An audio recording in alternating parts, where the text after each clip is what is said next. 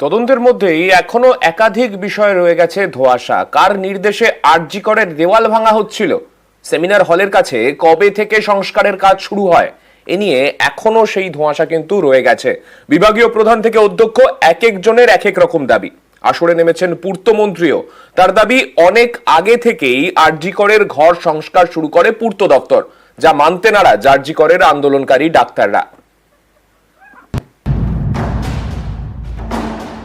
মহিলা চিকিৎসককে খুন, ধর্ষণ,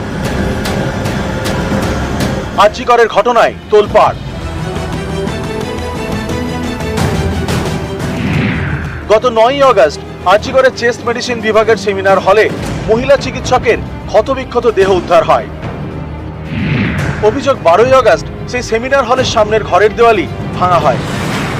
আন্দোলনকারীরা দাবি করেন, সংস্কারের নামে আসলে এটা প্রমাণ লোপাটের চেষ্টা।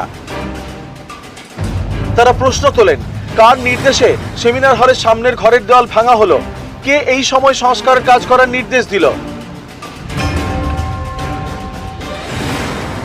সেই জায়গা ভাঙতে গেলে ইঞ্জিনিয়াররা করে এবং ইঞ্জিনিয়ারদের পারমিশন দেন হচ্ছে এখানকার প্রিন্সিপাল এবং এএসভিপি, তারা পারমিশন দেন। এক্সিকিউটিভ ইঞ্জিনিয়ার, অ্যাসিস্ট্যান্ট ইঞ্জিনিয়ার এরা যখন সবাই মিলে আমার কাছে এসেছিলেন, তখন ওনারা বলেছিলেন প্রিন্সিপালের অর্ডার হচ্ছে যে এখানটা রেনোভেট করতে হবে। কি রেনোভেট করতে হবে? না, ইয়েদের ঘরগুলো একটু বড় করতে হবে। এই প্রিন্সিপাল কি সন্দীপ ঘোষ? প্রিন্সিপাল তখন তো সন্দীপ ঘোষই ছিলেন।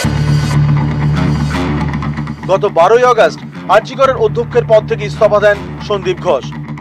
অভিযোগ, সেই দিনই ওই ঘর সংস্কার শুরু হয়, দেওয়াল ভাঙা হয়। গত কয়েকদিন ধরে সন্দীপ ঘোষকে জিজ্ঞাসাবাদ করছে সিবিআই। সূত্রের খবর, সেখানেও উঠেছে দেওয়াল ভাঙার প্রসঙ্গ। তদন্তকারীরা আরজি করের প্রাক্তন অধ্যক্ষের কাছে জানতে চান, সেমিনার হল সংলগ্ন অংশ কেন ভাঙা হলো। সন্দীপ ঘোষ বলেন, পড়ুয়া চিকিৎসকদের অনেক দিনের দাবি ছিল তাদের জন্য রেস্টরুম, ওয়াশরুম এবং নিরাপত্তার ব্যবস্থা করতে হবে। সেই মতোই সংস্কারের শুরু হয়। মাসখানেক আগে ওয়ার্ক অর্ডার এসেছিল। স্বাস্থ্য দপ্তরের আধিকারিকদের সঙ্গে কথা বলেই কাজ শুরু হয়েছিল।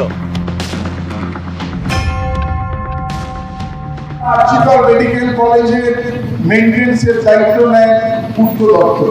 আমি দায়িত্ব নিয়ে বলতে পারি, ঘটনা করছে ধর্ষণ যেই ঘরে হয়েছিল প্রমাণ লোপাটের জন্য সেই ঘরটা ভাঙা হচ্ছিল। যেটা সত্য, সেই ঘর ভাঙা হচ্ছিল সেটা অন্য একটি পরিত্যক্ত ঘর, এবং ঘটনার অনেক আগে থেকেই সেই কাজ চলছিল। পুলিশের নির্দেশে সেই কাজও বন্ধ করে দেওয়া হয়েছে। পূর্তমন্ত্রীর দাবি মানতে নারাজ আরজি করের আন্দোলনকারী পড়ুয়ারা। আমরা দেখেছি যে যখন ওইখানে ঘটনাটা ঘটে তখন কিন্তু এরকম কোনো কাজ চালু ছিল না, এবং ঠিক তার দুদিন পরেই হঠাৎ করেই এই কনস্ট্রাকশনের কাজ শুরু হয়। এবং তাই আমাদের যেটা আমরা মনে হচ্ছে যে এই প্রমাণ লোপাটের জন্যই এই কনস্ট্রাকশন শুরু করা হয়। নিউজ 18 বাংলা। এরই মধ্যে আরো বিপাকে সন্দীপ ঘোষ। সন্দীপ ঘোষের বিরুদ্ধে এবার মামলা কলকাতা পুলিশের। নির্যাতিতার নাম প্রকাশ্যে আনায় মামলা পুলিশের। সোশ্যাল মিডিয়ায় বিতর্কিত পোস্টে 280 জনকে তলব, 30টি ভুয়ো প্রোফাইল চিহ্নিত কলকাতা পুলিশের। বাংলাদেশ, পাকিস্তানেরও প্রোফাইল থেকে পোস্ট। ভিন রাজ্যের একাধিক প্রোফাইল চিহ্নিত পুলিশের। ভাঙচুরের ঘটনায় ইতিমধ্যেই 60 জনকে জিজ্ঞাসাবাদ করা হয়েছে কলকাতা পুলিশের তরফে।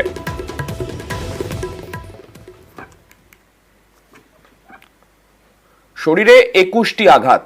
আরজি করের নির্যাতিতার খুন শ্বাসরোধ করে। জামা ও অন্তর্বাস ছিঁড়ে ফেলা হয়। মাথা থেকে হাঁটু পর্যন্ত 21টি আঘাতের চিহ্ন। গলা টিপে খুন করা হয় নির্যাতিতাকে। যৌন নির্যাতনের প্রমাণও মিলেছে ময়নাতদন্ত রিপোর্টে।